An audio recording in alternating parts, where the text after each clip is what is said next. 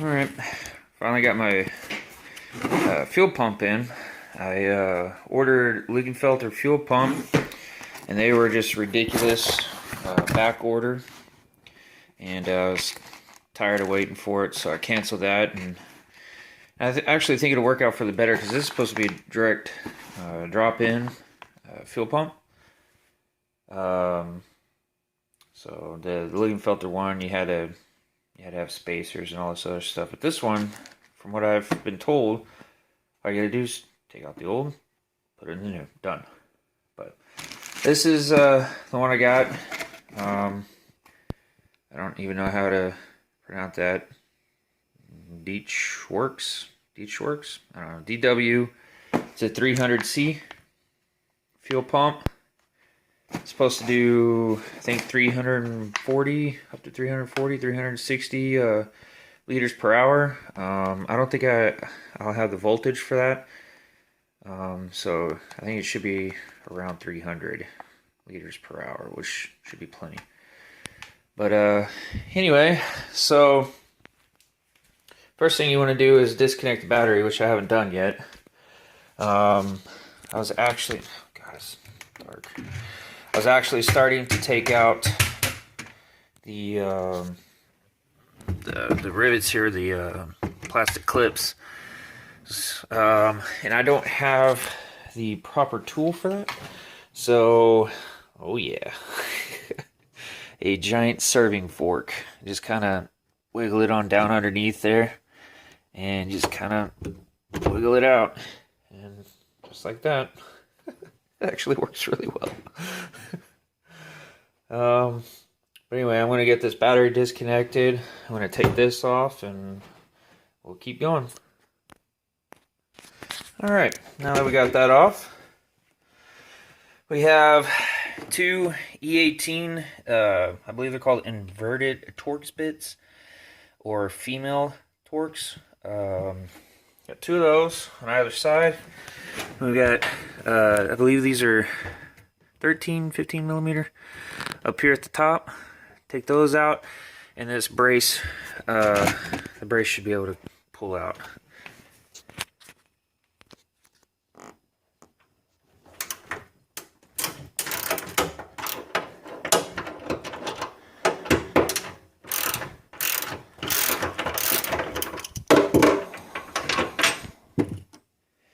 Just do the same on the side. Alright, 13 millimeter.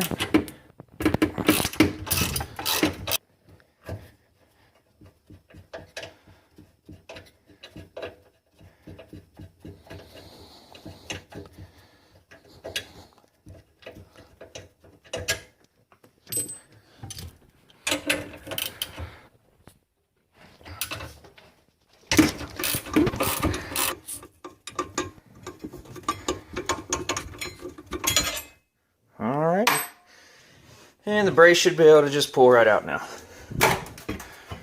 Alright, now that we got that out of the way, we have to get our tank straps out. I think those are 13 deep, 15 deep, something like that. Got two on either side. We also have two underneath the car.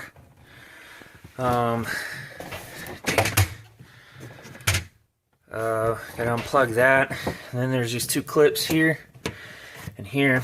Gotta remove those, pull this back in order to get to the fill neck, so we can take that out. Alright. Just gotta remove these two guys. Don't get stuck to the magnet. Alright, hold on. Man, I really need to get a stand. Alright. Just kind of break these loose. I got my drill out. So that way I can just zip these on out after breaking them loose. That is so much easier.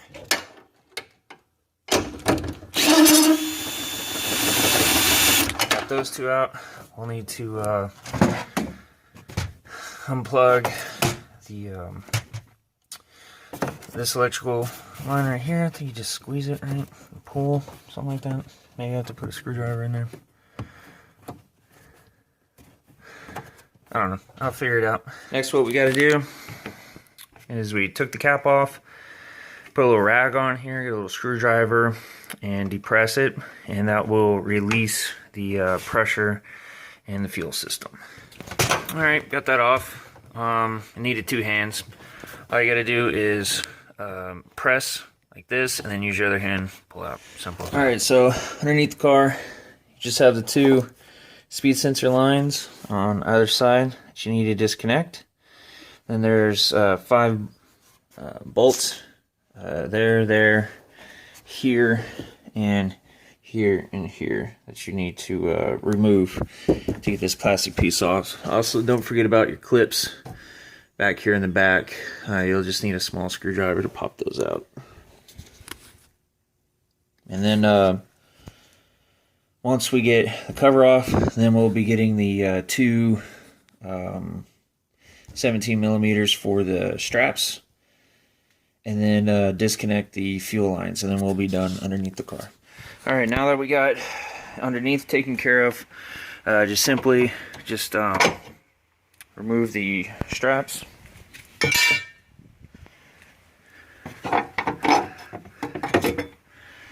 And in order to get those fuel lines off of there, I found that if you just spray some, well, actually a guy on the Facebook told me to squeeze the line, spray it down with WD-40, and then you should be able to just squeeze the line and it'll pop right off, and that's exactly what happened. And then the other one, you just take a flathead screwdriver and you just push it on the tab, and that one will just pop right out. That one's actually really painless. The other one that you have to squeeze in order for it to come out, that one's going to give you a little bit of trouble. But once you take those straps out, you just come on over here, and it's a 10 millimeter deep. You just pop these right off.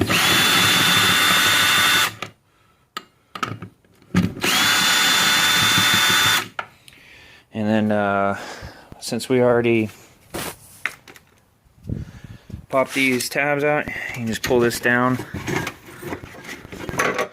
and this will should just go right on through, as long as these are all off of there. Alright, just had to give it a little bit of a whack, and it now comes on in here. And I believe that is all that is holding it in there. Yeah, that was right. All you had to do is just push it forward just a little bit, push the tab up, and pull it forward. And it popped right out. It's right down here. Now, just gotta cut this bad boy. I'm gonna have to take off the filler neck, snout, and then all these little tabs have to be pressed, and then you can take the top portion of the outer fuel tank off. Alright, now that we got the outer shell off, we just take these guys off. I believe you just press that in, right?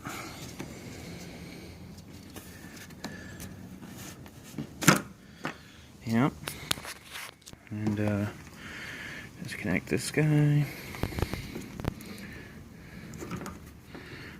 Oh, sorry. Disconnect that.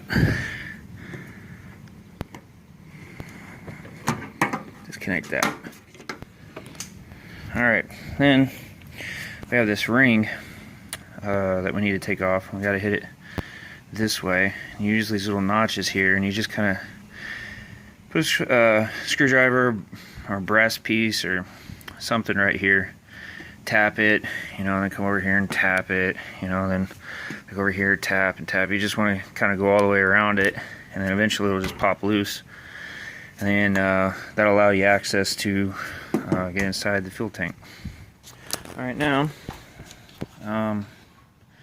just lift this up, remove that line there, and there's another one down deep in there. Remove that. Yeah, I got lots of fuel still in there, but I was impatient. I didn't want to burn any more fuel. So you just remove those two lines, and then you should be able to pull the assembly out.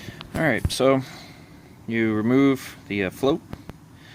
And that is connected to here. There's a little button you have to press in, and you just lift up on the float arm, and then once it's clear of the little clip, then you just pull it straight out. Then there's these 4 clips here that connect under here. And what you need to do is pull those out, separate this piece from this piece. There's 4 of them all the way around, and once you get those disconnected and it kind of separated a little bit, you got to really kind of yank on it, because right here is an O-ring, and it's sealed down into there. By the way, that's really dirty. Gonna get all that out, but it's sealed down into there, and there's a bit of force that you have to yank that thing out of there in order to get it free. And also, don't forget to disconnect your electrical lines. Just disconnect those. Well, actually, I guess just this one. That's probably all you really needed to disconnect, because this one's just kind of, but whatever. Then you get down here and you unplug this guy. That's what we're going to do right now. Alright, in order to get the fuel pump out, I had to take a screwdriver and stick it down in here and pry the tabs off of either side of this, and then just a little bit of force, and this thing pops right out. Now I removed the 2 O-rings. These actually look really good condition. These aren't messed up in any way. So really, I'm probably just going to put a little O-ring grease on these and pop these back in. And I pulled them out to inspect them, and they look fine. I mean, I guess I could go ahead and just use the new ones since they're already out. So I'll probably just put the new ones in there and call it a day with that. And then I'll show you the new pump and everything here in a bit. But it's actually going along pretty easy so far. The hardest part was getting that stupid fuel line underneath the car off of there, but just WD-40 it and squeeze the tabs and pull on the line, and it'll pop right out. It's frustrating. Alright, so got the new fuel pump in there.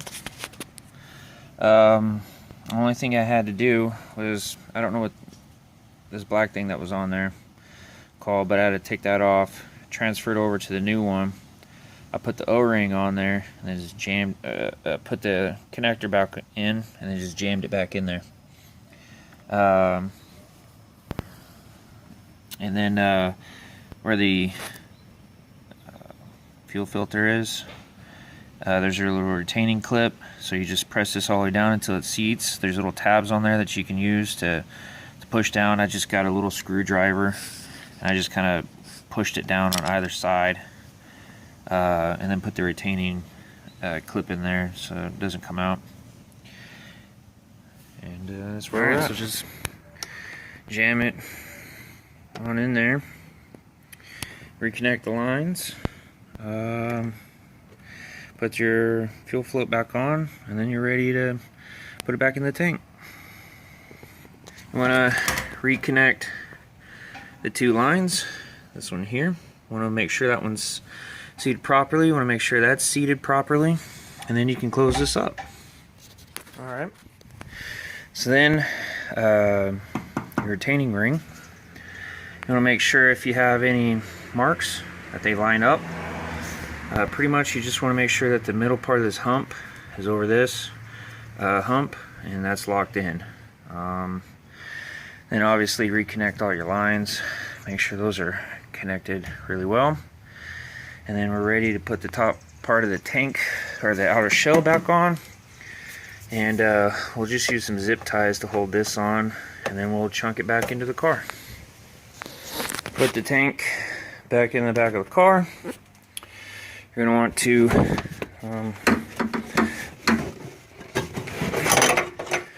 pull this on down out of the way so you can get your fill neck back in.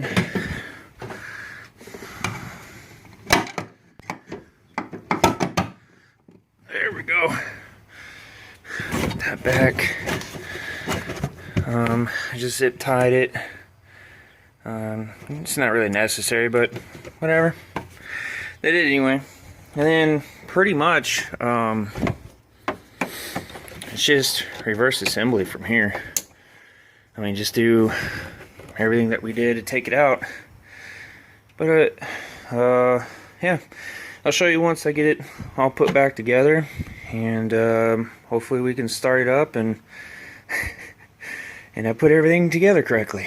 All right. Well, I guess it worked.